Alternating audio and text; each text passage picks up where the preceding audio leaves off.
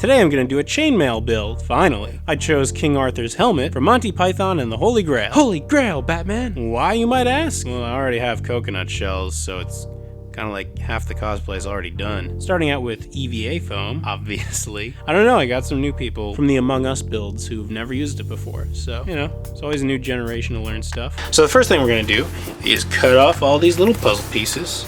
Ah, nailed it. What you can't see is that just off screen, there's a couple dozen containers I use to sort all of my materials. So I'm playing this game with the puzzle pieces called Foam Skitball. Patent pending. And as you can probably tell, I'm terrible at it. Ah, see, they keep going in and bouncing out. All right, now that those are gone, I have to cut a strip that's gonna be the main band. So let's just weight this down.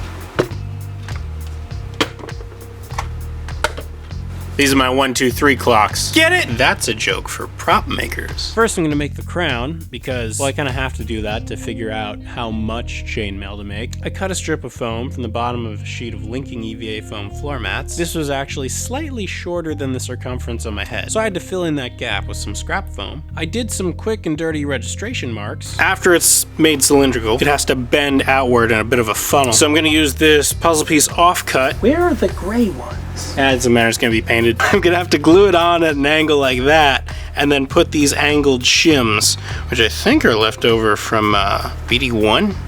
Who knows. I sanded away the back pattern and the little remnants of the puzzle pieces that I cut off earlier on my belt sander. Don't know why I'm wearing that ridiculous fishbone hat. I think I'm slowly becoming Bill Duran. I was bitten by a Bill Duran. I'm a prop maker. I heat formed that and stuck it in a tube just so that it would retain the curved shape a little bit better. I contact cemented all those together whilst wearing a paint respirator mask in a well-ventilated area. Those are the key takeaway. To help it retain its shape, I placed it in an antique sugar barrel, which was somehow miraculously the correct diameter. This is already filthy, but if I keep destroying antiques, I'm gonna have to hear about it in comments, so I'm protecting it with packing paper. However, no one will stop me from destroying Graflexes. Once the walls of the helmet were completed, it's a circle, so it's kind of only one wall, right? I traced an extremely crude stencil for the conical top of the helmet onto cereal box cardboard and cut it out. See how I'm barely following my trace line? I know this is gonna need a lot of refinement. It's not actually a circle shape, it's more of an egg shape because it's gonna have to be curved inward and overlap itself before I can figure out exactly how much to cut out. I traced that onto craft foam from Mikles. Still waiting on that sponsorship, Mikles. I'm actually using this foam in particular because it's the most forgiving. It'll stretch a bit if my trace is off. And when I did cut it out, I cut way outside the lines. Then I cut it from the edge to the center and folded it over itself until the exterior circumference matched the circumference of the helmet wall. Then I cut out the excess so that when I laid it flat, it looked like pizza slice was cut out. I contact cemented it to the helmet. This is very difficult and finicky, you just kinda gotta work through it. And once it was secure, I sanded the edge smooth on my belt sander because man did it need it. I sanded this from a point to a curve. Now that I've smoothed that out a little bit more on my Dremel, with my Dremel, I'm just gonna fill in this edge because there is a little bit of a seam there. You know, I'm gonna hold off on this seam until I have the structural stuff in there that's gonna even out that point. Look at that, look how gross that is in there. Luckily, no one's gonna see that. But real quick, I did wanna mention that if I'd cut this part on an angle, like I did with the Thor hammer, then I could have avoided that, so. You know, William Jakespeare, making the mistakes so you don't have to. All right, so I'm gonna have to fix this with a bit of internal support, but I wanna minimize that a bit with the heat gun. Okay, so that should even things out a little bit. Nope. Get it the rest of the way. I mean, it did a little bit, but it's like, still very aggressive. Introducing the very same scrap piece. I put a foam rib in there just to help it hold its shape. The top of it sort of wants to be not quite symmetrical, so this will help it with that. I used a foam half dowel for the exterior brim. Like the main brim, this was just barely too short, so I had to use an additional scrap piece to fill in the gap. Then more craft foam for the fleur-de-lis that surround the helmet, indicating the royal status of the wearer. I drew a stencil and cut it out so I could trace 9 onto the brim. I carefully cut those out using scissors for the top petals that are close to the edge and a razor pen for the interior design. This is very delicate work, so you gotta be very careful on where I protect. Oh! My chair broke. I'm applying contact cement to the bottom of the strip, but not the back, because these are sort of supposed to flare out from the main helmet a little bit, and it's actually going to make it easier to paint later, because these have to be golds and the helmet's got to be silver, and if they were lying flush against the helmet, that would be just so difficult. Okay, so that needs a little bit of refinement right there with the rotary tool, but that's no problem. So happy with this. Fix this real quick.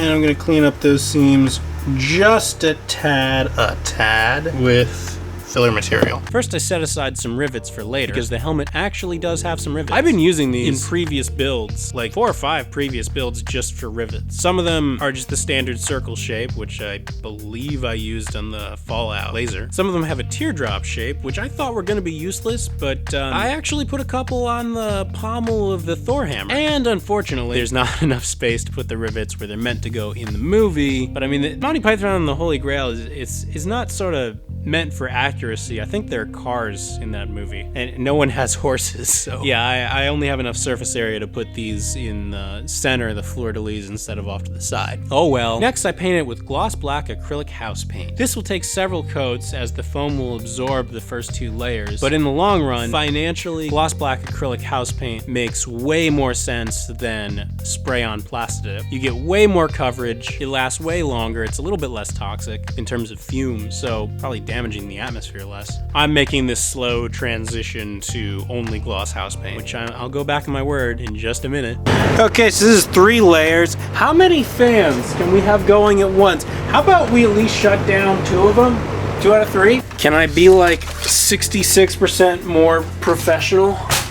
There we go. All right, so this is 3 layers, and to get a totally pristine museum quality piece, I should probably do a couple more, especially on the edges of the fleur-de-lis. But for camera, this is good enough. When the gloss black had dried, I spray painted it with metallic autochrome from AutoZone. AutoZone, please sponsor me. Or Canadian Tire. I'll take a Canadian Tire sponsorship. Also, make sure that you spray paint on top of a destroyed water softener housing. Otherwise, the whole thing won't work. Your entire project will crumble into the sea. Now, there's nothing left to do with the crown itself, except wait for paint to dry. So while we wait, time to move on to the real challenge of the build. This is my favorite part of working with this product. All right, ready?